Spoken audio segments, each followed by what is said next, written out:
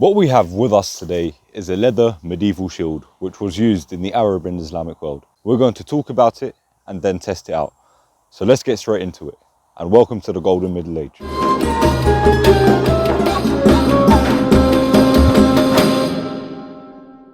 The round shield is actually very common. It was used all over the world in many different time periods. A good example would be the Vikings. They were known to use round shields, probably a little bit bigger than this though, because they used to use them for shield walls. And it shows us that the round shield has many benefits, which was why it was used pretty much everywhere, not just in the medieval Arab and Islamic world. It was still the most common one in the medieval Mediterranean. Now, the one I have here is a medieval leather Islamic shield, and leather was most likely to be the common material used for shields, or even animal skin. And if you notice with this one, there is a specific emblem on here. Some of you may know it, but if you don't, this is the Seljuk emblem. So you can class this as a Seljuk shield. And the Seljuk Empire was a medieval Islamic dynasty of Turkic origin, and they dominated Persia and large parts of the medieval Mediterranean. And you would see this to be a common theme in the medieval Arab and Islamic world, where the empires and dynasties would most likely be of Turkish origin, Persian, or even Kurdish. Actual Arab dynasties became pretty much non-existent after the fall of the Abbasid Empire, which in my opinion were the last powerful Arab empire. Anyways, back to talking about this shield. Round shields were ever so common in the medieval Islamic world, and this was because of their practicality.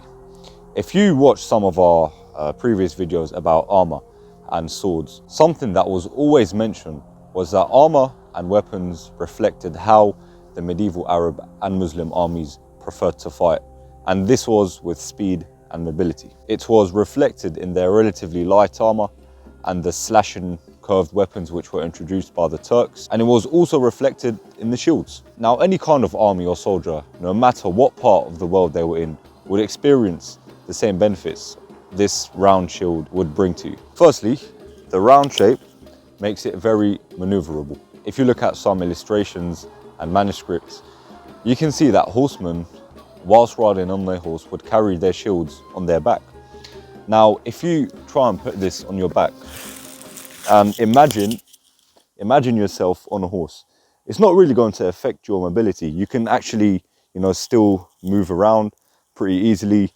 It sits very, very nicely here, and there's no edges, pointing out, or no angles, which means you can easily switch directions on your horse without much obstruction. Also, if you imagine you're in the army ranks, you could get into formation for a cavalry charge very easily. It wouldn't get in the way of your fellow cavalrymen if you're very close together in formations. In that sense, it's very practical.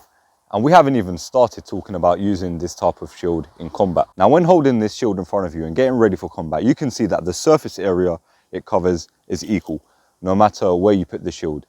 So you're guaranteed the same amount of protection, whether you're defending your upper body or your lower body. The round shape gives you that equal amount of protection no matter where you place the shield, which in turn gives you more confidence when judging how to block the incoming strike, because no matter where you put it, it's going to be the same protection. The shield being maneuverable complements the fighting style of the medieval soldier in the Mediterranean, especially with a curved scimitar or saber, which involves a lot of slashing and a lot of wrist and elbow movements. You need to have a shield in the other hand that allows you to quickly shift it into a defensive position to deflect the counter strike which your opponent might be coming towards you with. And this one allows you to do so. And also, the round dome shape of the shield would allow any strike onto it to kind of slide off. And what's clearly noticeable of any round shield is that there are no angles or points kind of sticking out like the kite shield, for example. It's just one round shape. This gives you an advantage when fighting, because when you move it around and you're trying to protect yourself, let's say you rotate it, the protection always stays the same. There are no angles or corners on the shield, which means that when it's rotated, the person you are fighting cannot really judge your hand movements and therefore cannot anticipate your next move. It gives you that element of surprise when you're looking to attack, and you can easily catch your enemy off guard. And speaking of attacking, the round shields are best utilized by using aggressive body techniques that would meet the incoming force. This would give you two advantages. Firstly, it minimizes the risk of the shield being badly damaged. And secondly, it creates a distance between you, the shield, and the attacker, essentially reducing the risk of you being injured by the hit. Therefore, the risk of not parrying the attack, especially if the shield has a small diameter like this one here, is reduced because of the distance, and it's equally more likely for you to block the strike as you're meeting it rather than actually waiting for the strike to come towards you. So overall, the round shield suited the style of fighting that was prevalent in the medieval Arab and Islamic world, but its benefits were not just limited to that region. They were experienced all over the world in different periods throughout history. Now it's time to roll back the years and put this shield to the test. Right, so we're gonna test out the shield with this blunt sword I have. You know, safety first. I'm not ready to die for YouTube just yet. And I've got my mate here, Jamie, who's been kind enough to volunteer to swing the sword at the shield. As you can see, he's a big, strong lad, so we could get a lot of force behind his swing, and we could test the shield out to its maximum capacity. So let's do this.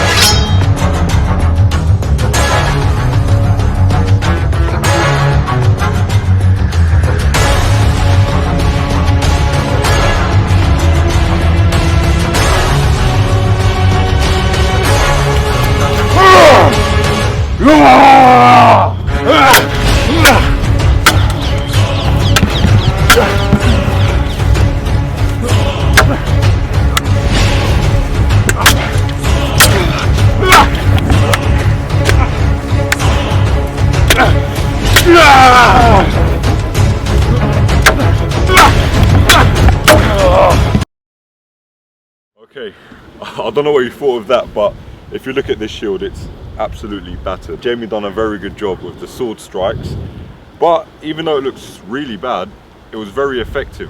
When I was blocking the shots, it felt very, very light. It didn't feel like there was a lot of force coming my way, so it was very effective in that sense. Jamie, how did you feel swinging the sword? Yeah, and then when it actually hit the shield, what did it feel like? It was hard. It felt really hard when I slammed down on it. Yeah. I was exhausted as well, man. I can't imagine it being real, and that was just with a fake sword. Yeah, it was crazy. Exactly. So I mean, if we could do that with a blunt sword, imagine what it would have been like in a real battle, fighting like this for hours. I mean, we've just done a few sequences in the comfort of our own clothes with a cameraman.